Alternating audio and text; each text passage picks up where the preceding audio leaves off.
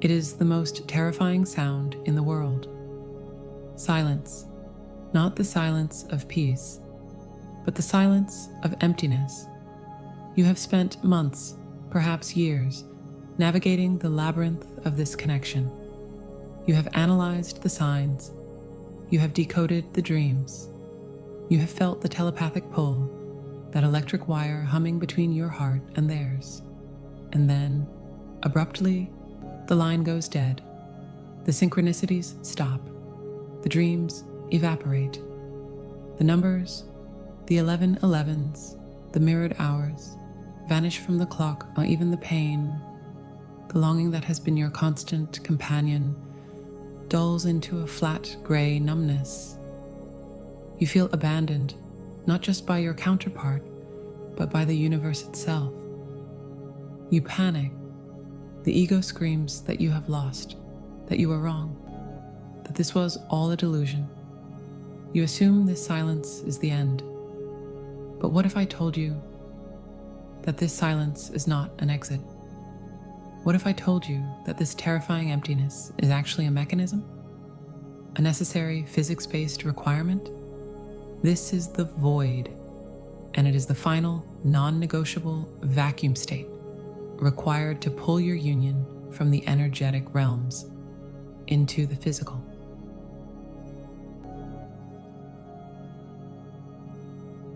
It is the most terrifying sound in the world. Silence, not the silence of peace, but the silence of emptiness. You have spent months, perhaps years, navigating the labyrinth of this connection.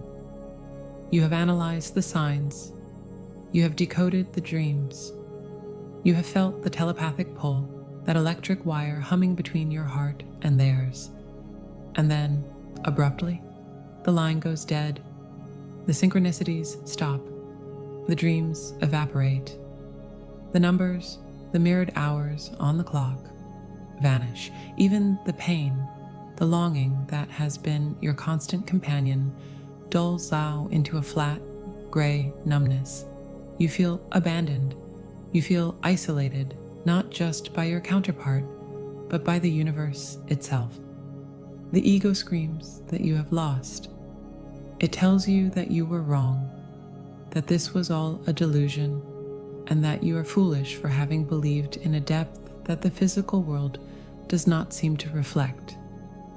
You assume this silence is the end.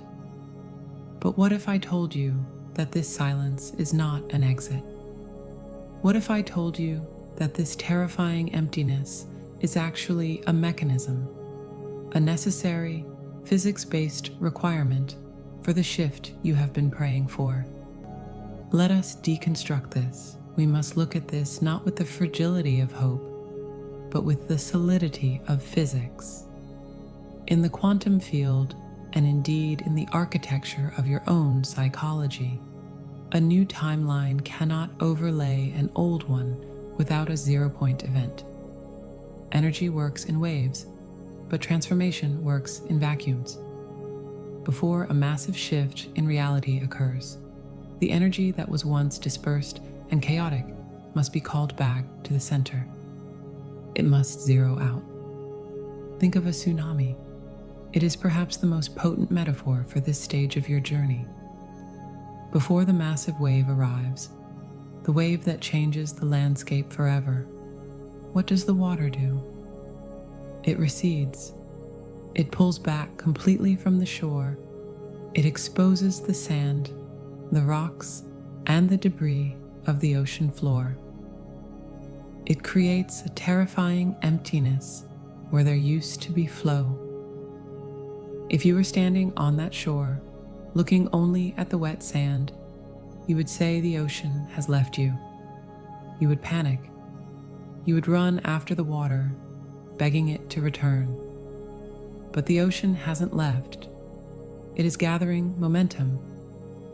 The energy is no longer dispersed harmlessly on the surface. It is coiling, compressing, and building potential energy for an unstoppable forward motion. This is exactly what is happening in your connection right now. The silence is the drawback. the universe is pulling the energy back to the 0 point to generate the force required to break you through the density of the third dimension. You must understand that bringing a spiritual union into physical reality is a heavy task. It requires massive energetic torque. If the energy remained scattered in the constant back and forth of the chase, there would never be enough accumulated power to anchor the union permanently. For years, you and the unawakened counterpart have been dancing in a chaotic loop. Trigger, reaction, separation, longing. It has been a cycle of high-voltage anxiety. Your nervous system has actually become addicted to this noise. You have mistaken the adrenaline of uncertainty for the vibration of love. You have confused the anxiety of the chase with passion. So when the void hits, when the noise stops, your nervous system goes into withdrawal. You are detoxing from the chaos. Because the silence is unfamiliar, you interpret it as death. You interpret peace as apathy. But here's the truth: the universe has stopped sending you signs because you no longer need directions. You are at the destination. You are simply waiting for the door to unlock. The external silence is forcing you into the only place left to go, which is inward. It is removing the distraction of the story so you can finally embody the frequency of the state. Consider the physics of an arrow. To propel an arrow forward with lethal accuracy and distance, you cannot just hold it. You must pull it back. You must create tension. You must move it in the opposite direction of its target. The further back you pull, the more tension you create, and the further the arrow flies. The void is that tension. You are being pulled back into the deepest recess of yourself. The external world has gone quiet so that you can gather your own kinetic energy. This phase is the collapse of the old timeline. In quantum mechanics, for a particle to shift states, it often passes through a state of superposition, a blur of possibilities before it collapses into a single reality. You are in that blur. The old version of you, the one who chased, the one who begged, the one who needed external validation to feel safe, is dissolving. That version of you cannot exist in the new timeline of union. The void is the incinerator for that old identity. It feels like nothing is happening, but in reality, everything is being rewritten. The silence is not empty. It is pregnant with certainty. It is the deep breath before the plunge. It is the silence of the orchestra before the symphony begins. You are being prepared for a love that is too heavy for your old nervous system to carry. So the universe is clearing the deck. It is removing the old debris. It is quieting the noise so you can hear the knock at the door. Do not fear the stillness. It is the sign you have been waiting for. It means the wait is over. It means the connection is no longer a dream you are chasing, but a reality that is landing.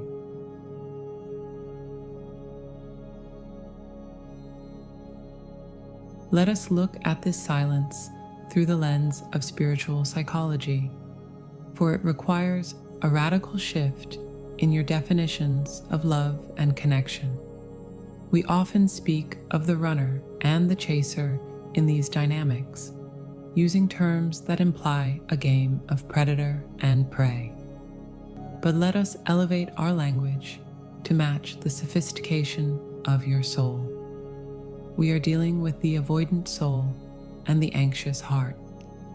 The anxious heart, which is likely the role you have been playing, has spent a lifetime projecting energy outward. You have been a lighthouse that swivels frantically, searching the dark waters for a specific ship, terrified that if you stop shining your light in that direction, the ship will crash. You have been waiting. You have been waiting for a text, waiting for a shift in behavior, waiting for validation that what you feel is real. But you must understand the energetic economy of this dynamic. The act of waiting is an active state. It is a vibration. When you are waiting, you are broadcasting a frequency of lack. You are telling the quantum field that you are incomplete without this external component. You are leaning forward energetically and in a universe governed by balance. When one polarity leans forward, the other must pull back to maintain equilibrium. The void is the universe's way of cutting the power cord to that projection. It is not a punishment, it is a containment field. It is a necessary intervention designed to force you to call all your energy back home. For years, you have been hemorrhaging your vital life force, pouring it into the vessel of another person who is not yet ready to hold it.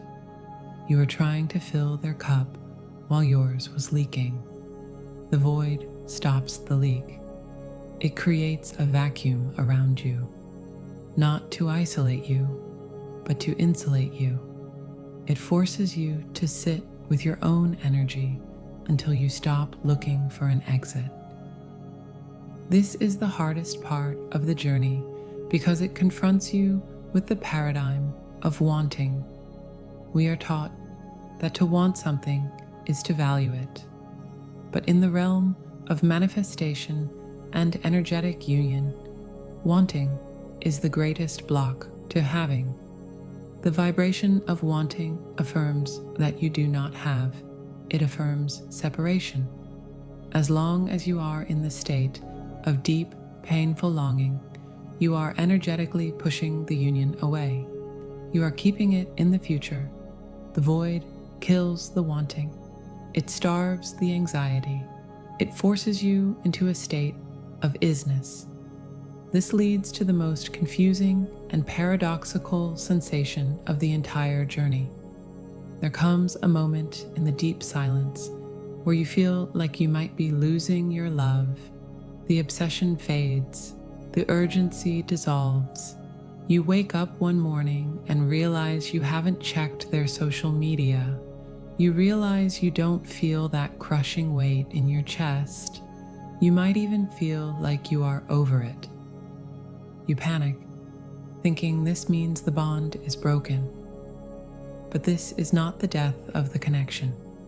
This is the death of the attachment. You are not losing the connection. You are losing the cord that was strangling it. You are shifting from a relationship based on need to a relationship based on wholeness. Union requires two whole beings, two sovereign stars. It cannot function with two halves grasping for each other in the dark.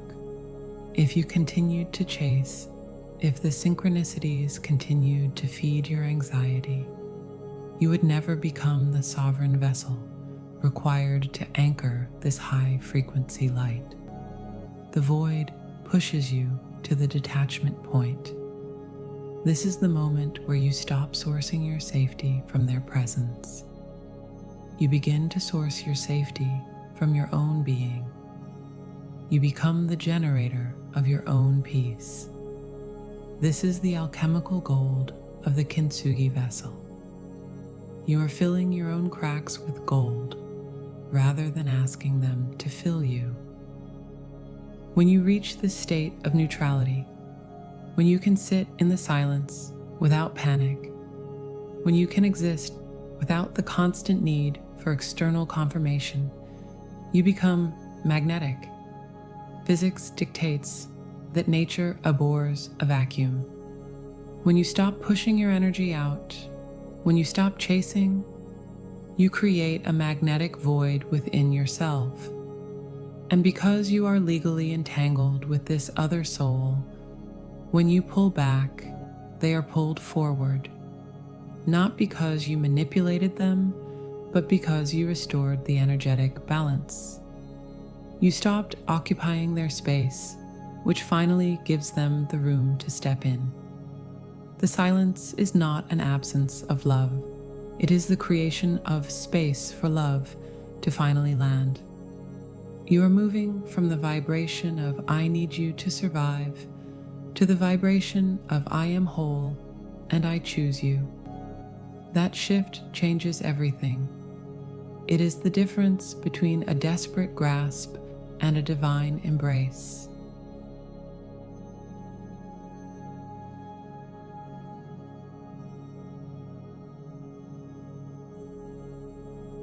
How do we exist in this vacuum without losing our minds? This is the question that plagues the spiritually awakened soul during the void stage. You are suspended in a state of nothingness, and your mind is frantically trying to categorize this experience. It grasps for control. It oscillates between two terrifying options. Are you supposed to keep fighting, or are you supposed to walk away? This brings us to the most critical distinction in the entire journey of high-level spiritual connection. We must distinguish between giving up and surrender. To the logical mind and the wounded ego, they look identical. Both involve a cessation of action. Both involve stopping the chase. But energetically, they are polar opposites. They exist on entirely different frequency bands. Giving up comes from despair. It has a heavy, collapsing quality. It is a door slamming shut. When you give up, you are telling the universe that your desire is impossible. You are affirming that the love you felt was a lie. You are retreating into a shell of self-protection because the pain of hope has become too great to bear. Giving up says, it will never happen. It is a declaration of permanent lack. It creates a wall of dense, impenetrable energy around your heart that actually repels the very thing you desire. Surrender, however, is radically different. I call this state neutral expecting. Surrender comes from trust. It is not the collapse of the structure. It is the relaxation of the grip. It is the feeling of ordering a meal at a fine restaurant. Imagine this scenario deeply. You sit at a table with a white tablecloth. You read the menu. You desire a specific dish. You place the order with the waiter, and then you hand the menu back. You do not sit there trembling, wondering if the chef has died. You do not run into the kitchen every 30 seconds to scream at the staff. You do not wonder if the kitchen has burned down simply because the food has not arrived in 2 minutes. You sit. You sip your wine.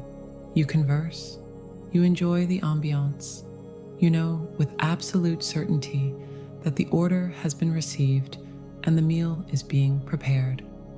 The silence between the order and the arrival is not empty. It is not a void of anxiety. It is a period of anticipation. It is pregnant with certainty. You are not waiting in a state of lack. You are expecting in a state of knowing. This is the frequency of surrender. It is an active state of holding the space. The void you're experiencing right now is that wait. The universe is the kitchen.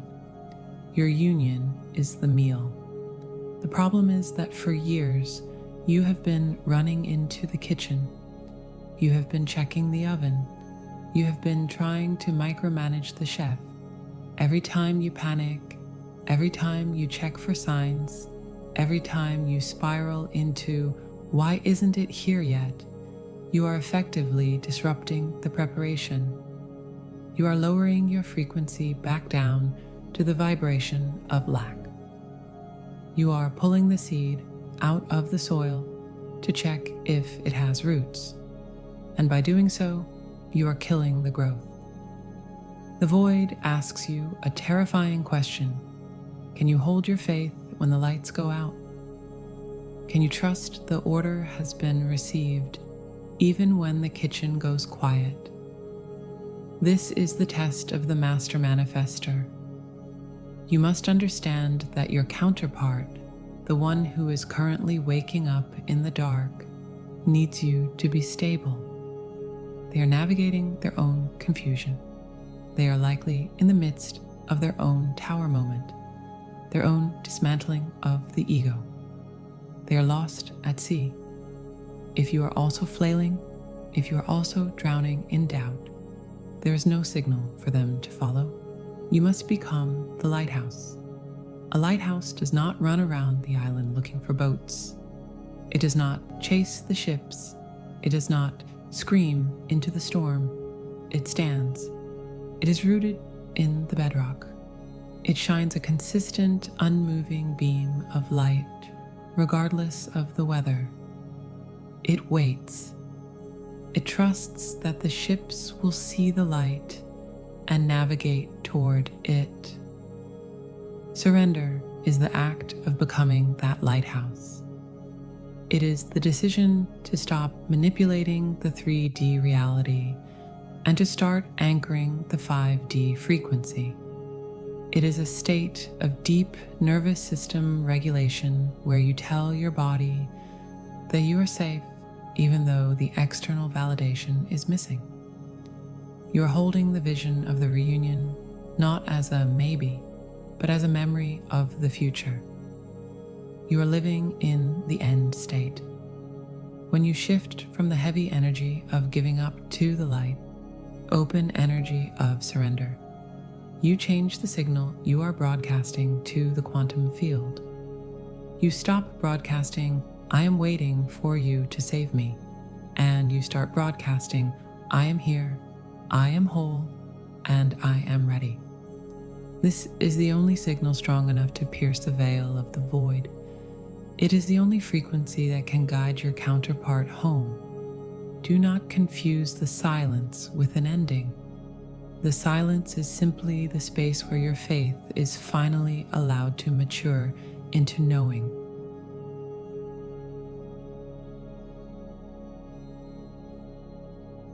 You are tired. I know you are tired. We have spoken at length about the physics of the void and the psychology of surrender, but philosophy means very little when you are waking up at 3 a.m. with a racing heart. It means very little when the silence from your counterpart feels like a physical weight pressing against your chest. So, let us move from the abstract to the concrete. We must bridge the gap between understanding the concept and living the reality. How do you actually navigate these final days or weeks of silence without collapsing? How do you hold the frequency of union when the physical world shows you nothing but separation? We must implement 3 specific internal shifts. These are not actions you take in the outer world. They are micro adjustments in your internal architecture. The first shift is what I call regulating the silence. You must understand that your panic during this phase is not spiritual, it is biological. Your nervous system has been conditioned to a cycle of intermittent reinforcement. You have grown accustomed to the highs of connection and the lows of separation. When the silence stretches on, your body treats it as a threat to your survival. The cortisol spikes. The impulse to reach out, to check their social media, to find some proof of life, becomes overwhelming. This is the old neural pathway firing. It is an addiction to the noise. When this panic rises, you must not act on it. Do not pick up the phone. Do not check the status. Every time you check, you are confirming to your subconscious that you are in a state of lack. Instead, You must somaticize the safety. Place your hand firmly on the center of your chest. Close your eyes. Breathe deeply into the belly, bypassing the shallow breath of anxiety. Speak directly to your nervous system. Tell it, it is quiet because it is done. You must reframe the silence. It is not an absence, it is a completion.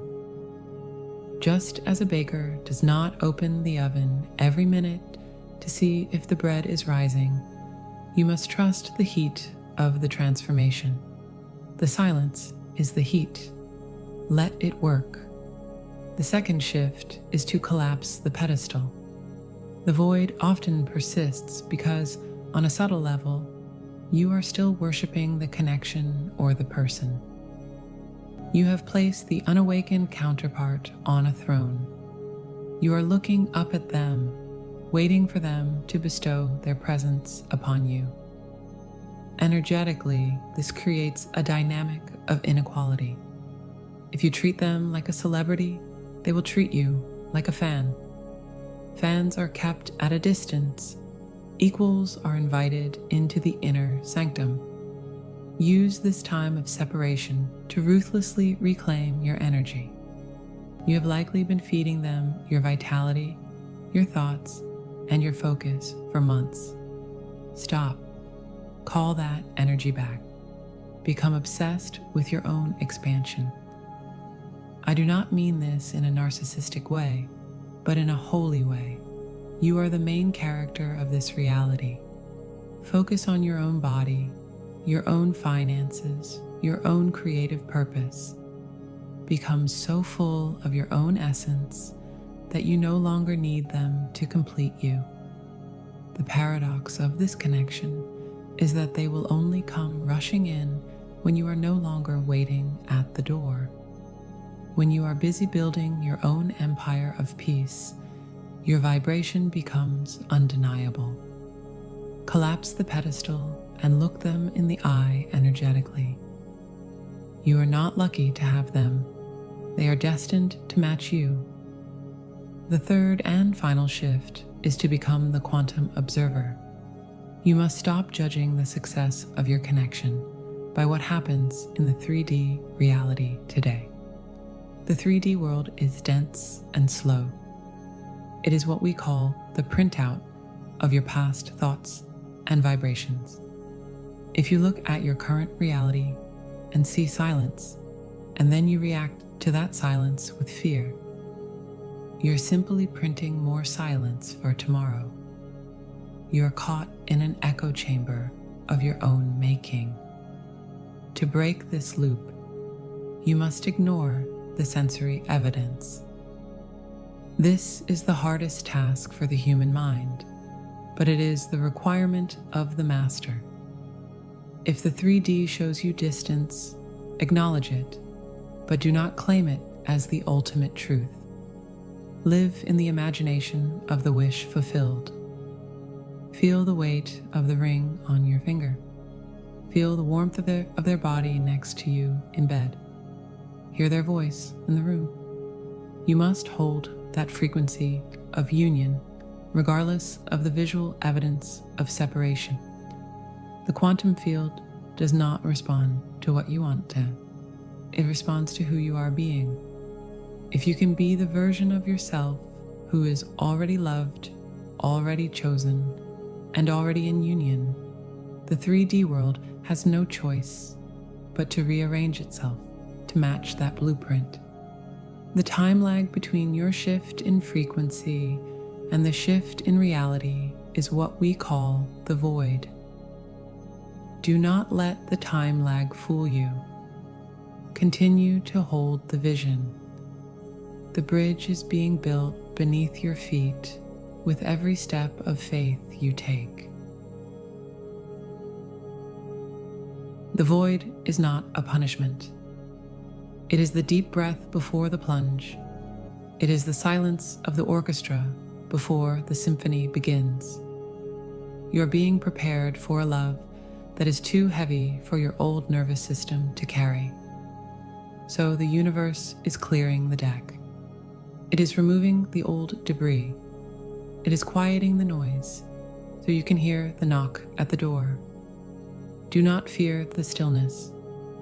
It is the sign you have been waiting for. It means the wait is over. It means the union is no longer a dream you are chasing, but a reality that is landing. Hold the space. Trust the silence. You are ready.